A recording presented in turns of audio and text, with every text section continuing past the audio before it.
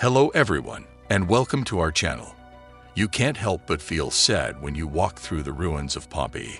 A layer of ash and mud that covered the city after Mount Vesuvius exploded has frozen it in time. Today, we're going to talk about what shocked researchers when they broke into a forbidden room in Pompeii. So keep watching until the end to see what happens. But before we start, make sure to subscribe to our channel and press the bell icon for regular updates. Let's get started. For more than a century, archaeologists had been digging in the neighborhood of Savita Juliana, which was located about 1.5 kilometers away from the city of Pompeii. Archaeologists began excavating this house in 1907 and discovered a total of 15 rooms, all of which were later divided into two distinct categories. Wine and vegetable oils would have been produced by the people.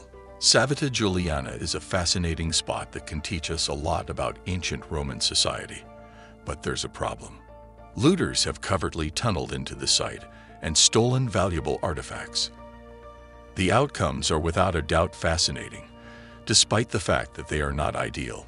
It's possible that the room discovered in November 2021 will turn out to be the most significant find made there in recent years. Historians tend to gloss over the horrific events that occurred in this region. Since 2017, it has been subject to a significant number of finds, and specialists believe it was once owned by a prominent Pompeian. At the end of 2018, researchers unearthed the remains of a large animal, which turned out to be a horse with a saddle and harness, suggesting that someone was ready to write it down as Mount Vesuvius exploded. This was one of the most exciting discoveries that archaeologists made at the villa.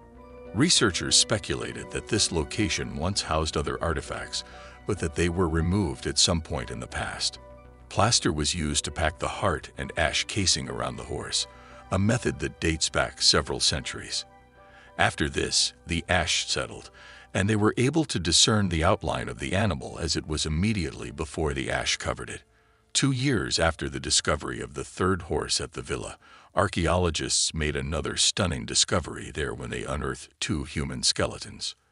According to professionals in the medical field, one of the men was about 35 years old when he passed away, and if his remains are any indication, he was in good shape at the time of his death.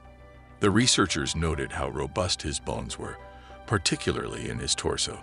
The other guy has a completely different version of events.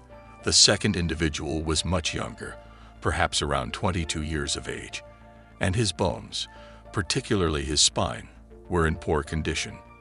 However, this safe haven was not sufficient to protect them from the danger that was all around them.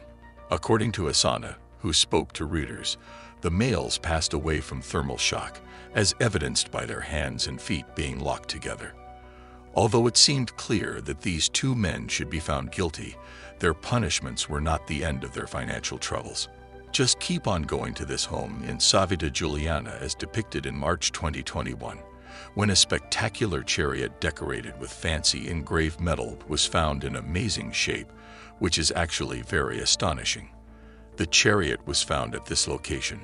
In this particular instance, the human experience is that of the most defenseless members of an ancient society, a society to which this room serves as a one-of-a-kind witness. Only 170 square feet of space could be found within the room, making it somewhat constrained. The walls were barren, and there was not a great deal of furniture discovered within. In addition to this, it was dark because the only way for sunlight to enter the area was through a tiny crack in the ceiling. The archaeologists' use of the plaster to shape the horses suggests that life in this location must have been difficult. Therefore, it was now possible to get a close-up look at everything that had been contained within the area during the relevant period. There were 3 beds in the room, 2 of which were somewhat longer than 5 feet, and the other nearly a foot shorter than the other 2.